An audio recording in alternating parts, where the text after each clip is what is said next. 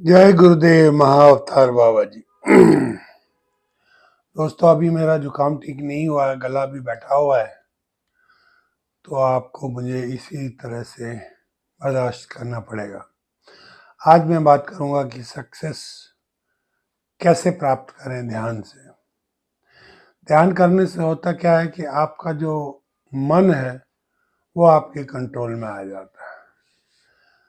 जब हम जीवन में काम करते हैं, कोई भी काम करें, तो उस समय आवश्यक है कि हम अपना अपना पूरा 100% उस काम में दें, तभी वो काम सक्सेसफुल हो पाता है। अगर हम 100% नहीं देंगे तो वो काम भी अच्छे से नहीं होगा। तो जब मन कंसंट्रेटेड हो जाता है, मन कंट्रोल में आ जाता है, तो वो हमारा मित्र बन जाता है। मित्र बनने का मतलब है हमें अच्छी राय देता है, अच्छी तरफ ले जाता है, गलत रास्तों से दूर करता है, और हम अपने मन को जिधर चाहें उधर मोड़ सकते हैं। जब मन कंसंट्रेटेड हो जाता है तो जिस काम में हम उसे लगाते हैं उस काम में हमें सफलता मिलती है। कंसंट्रेटेड मन मिलता है हमें ध्यान करने से। ध्यान करने से हम अपने मन को एक पॉइंट पर फोकस कर लेते हैं, और ध्यान करते समय जब जब मन इधर उधर भटकता है उसे बुलाकर वापस उसी पॉइंट पर रोक लेते हैं। इससे क्या होता है, धीरे धीरे आदत बन जाती है मन को एकाग्र करने की। जब मन एकाग्र हो जाता है तब वो हमारा मित्र होता है, और जब मन एकाग्र नहीं होता तो वो हमारे प्रति शत्रु का व्यवहार करता है। गलत चीज़ें सिखाएगा, गलत जगह ले जाएगा, गलत चीज़ें दिखाएगा। इस प्रकार से हमारी कंपनी भी बुरी हो जाती है और हमारा मार्ग भी गलत हो जाता है, जिससे ये कहा जा सकता है कि वो हमारे शत्रु की तरह हम पर व्यवहार कर रहा है। लेकिन जब यही मन हम अपने कंट्रोल में कर लेते हैं, आत्मा के कंट्रोल में कर लेते हैं, बुद्धि के कंट्रोल में कर लेते हैं, तब ऐसे समय में ये मन हमारा मित्र हो जाता है। और जब मित्र हो जाता है तो जिस पॉइंट पर भी हम फोकस करना चाहें, जिस काम पर भी हम फोकस करना चाहें, वो काम बहुत अच्छे से हो जाता है।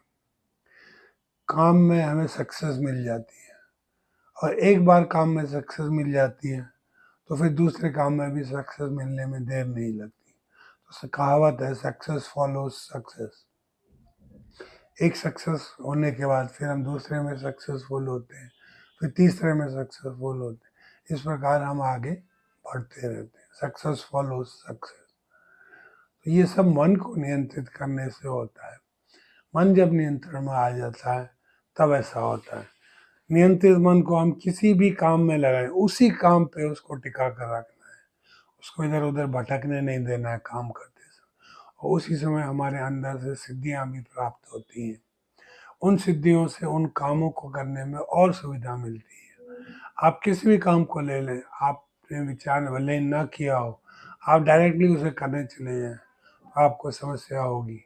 लेकिन वही काम जब आप ध्यान करके 5-10 मिनट उस काम पे अपने मन को लगाते हैं तो वो काम बहुत अच्छे से व्यतीत होता है, वो काम बहुत अच्छे से होता है। तो मन हमारा हमें सक्सेसफुल बनाता है, या मन हमें हमारा अनसक्सेसफुल बनाता है। और मन की शक्तियाँ अपार हैं। आपने देखा ही होगा, एक ही क्षण में ये अंतरिक्ष के पार चला जाता है, और एक ही सेकंड में फिर से ये हमारे पास वापस आ जाता है। तो इस प्रकार की जो अनंत शक्तियाँ हैं, उन शक्तियों का इस्तेमाल हम अपने दिनचर्या में कर सकते हैं। दिनचर्या में इस्तेमाल करने से क्या होगा, छोटे छोटे काम जो हमें करने हैं वो बहुत अच्छी तरीके से पूर्ण होंगे। यहाँ तक कि बड़े से बड़ा काम भी हम अपने हाथ में ले सकते हैं। उसकी प्लानिंग पहले कर सकते हैं कि इस प्रकार से हमें ये कार्य करना है, और उसको मन ही मन विजुअलाइज करें कि किस प्रकार से ये काम हमें करना है। मन ही मन एक बार पूरा काम विजुअलाइज करने के बाद दोबारा मन ही मन उस काम को पूरा विजुअलाइज करें। जब 2 बार विजुअलाइज हो जाता है तब आप तीसरी बार उसे ग्राउंड में करें। आप पाएंगे कि बड़ी सुविधा से बिना किसी कष्ट के आपने वो कार्य कर लिया है। कार्य करने में कोई दिक्कत नहीं आएगी। क्योंकि मन हमारा एकाग्रता से उस कार्य को कर रहा होगा। मन की एकाग्रता से सब कुछ संभव है। मन में जब तक समुद्र की तरह तरंगें होंगी, लहरें होंगी, तब तक वह चंचल रहेगा, और चंचल मन से काम करना बहुत मुश्किल हो जाता है, क्योंकि एक क्षण वो काम में लगता है और दूसरे ही क्षण काम से हट जाता है। काम पे लगा के रखने के लिए आवश्यक है कि हम सुबह शाम रेगुलरली ध्यान करें, 10 से 15 मिनट सुबह और 10 से 15 मिनट शाम को। और अगर संभव हो तो इसे जितना बढ़ा सके उतना बढ़ाएं। कहने का मतलब है कि जो मेडिटेशन का ड्यूरेशन है, ध्यान करने का जो अवधि है, पीरियड है, समय है, उसको 10-15 मिनट से बढ़ाकर आधा घंटा, 1 घंटा सुबह और 1 घंटा शाम को करने का प्रयास करें। ध्यान करने के लिए बैठकर करना सबसे उत्तम रहता है। इससे शरीर की भी साधना होती है, शरीर भी हमारा सज जाता है, शरीर भी हमारी आज्ञा को मानने लगता है जब हम उसे आधा घंटा, 1 घंटा बिठा के रखते हैं। अगर किसी वजह से आप बैठकर नहीं कर सकते हैं तो आप लेटकर भी कर सकते हैं, लेकिन ध्यान करना आवश्यक है। मेरे घुटनों में दर्द है, जिसकी वजह से मैं बैठकर बहुत कम करता हूँ, बैठकर केवल क्रिया योग करता हूँ, बाकी जो बेसिक टेक्निक्स हैं उनको मैं लेट कर ही करता हूँ। तो मेरा आपसे अनुरोध है, अगर आप बैठ कर कर सकते हैं तो बैठ कर करिए, अन्यथा लेट कर भी इसे कर सकते हैं। आवश्यक है करना, मेडिटेशन करना, रोज़ सुबह शाम 10-15 मिनट से लेकर जितना भी समय आप उसे दे सकें।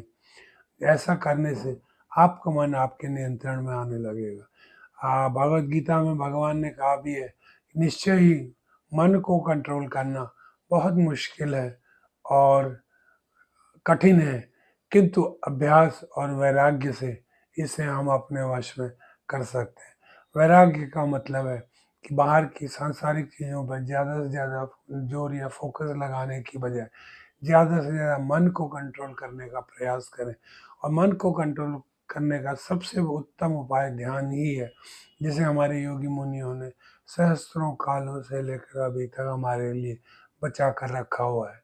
आपको भी अगर मेडिटेशन सीखना हो तो मुझे अपना कॉन्टैक्ट नंबर छोड़ दें, मैं आपसे संपर्क कर लूँगा और आपको ध्यान की विधियाँ सिखा दूँगा। और दोस्तों, ध्यान से ही आपको सक्सेस मिलेगी, और मार्गों से भी मिल सकती है। जैसे अगर आप निष्काम कर्म योगी हैं, कर्म करते हैं और फिर उसे भूल जाते हैं और अगले कर्म पे जाते हैं और कर्म में पूरा 100% देते हैं, तो निश्चित रूप से आपको सक्सेस मिलेगी। किंतु योग वो साधना है जिसे आप आधा घंटा सुबह करें, आधा घंटा शाम करें और बाकी समय संसार में व्यतीत करें, तो आपको लाभ ही लाभ होगा, कष्ट कोई नहीं होगा। आपको सक्सेस निश्चित रूप से मिलेगी, आपको लाभ होगा, आपको फ़ायदा होगा। और फिर एक क्षण ऐसा भी आएगा कि आप कभी ध्यान को छोड़ नहीं पाएंगे। ध्यान करते समय एक चीज़ ये बात याद में रखनी चाहिए कि उसे स्किप नहीं करना है। स्किप मतलब ऐसा नहीं होना चाहिए कि आपने आज नहीं किया और कल किया, फिर परसों नहीं किया, फिर नरसों किया। आपको रेगुलरिटी से रोज़ सुबह शाम करना है, और ऐसा करते करते आपको अत्यंत लाभ होगा, आपको सिद्धियां प्राप्त होंगी। जिन सिद्धियों का आप अपने काम के लिए और समाज के भले के लिए इस्तेमाल कर सकते हैं। सिद्धियों से आप बड़ी आसानी से जो भी आपका सांसारिक काम होगा उसे बहुत सुविधाजनक और आराम के ढंग से पूरा कर पाएंगे। इन सिद्धियों को प्राप्त करने के लिए आपको कुछ नहीं करना, ये ऑटोमेटिक आ जाती हैं, और तब आप कहेंगे, अरे ये सिद्धि मेरे पास पहले से थी जिसे मैं नहीं जानता था, लेकिन अब जानता हूँ। और आप उस सिद्धि का इस्तेमाल समाज के भले के लिए कर सकते हैं। याद रखें, सिद्धियों का किसी के साथ शेयर नहीं करना है, उसे केवल अपने पास तक रखना है, उसका इस्तेमाल केवल भले के लिए करना है। गलत तरीके से करेंगे तो वो बूमरैंग करेगा, आपको ही नुकसान पहुंचाएगा। आप फ़ायदा मत चाहते हैं तो सिद्धियों को संभाल कर रखें और आगे बढ़ते रहें। जीवनचर्या में उन सिद्धियों का इस्तेमाल आप निश्चित रूप से काम के लिए या संसार के भले के लिए कर सकते हैं, और आपको सफलता पे सफलता मिलते जाएगी। एक काम करके दूसरे काम की ओर जब बढ़ेंगे तो उसमें भी आपको सफलताएं मिलेगी। आशा करता हूँ आज का वीडियो आपको अच्छा लगा होगा। ओम शांति शांति शांति। धन्यवाद।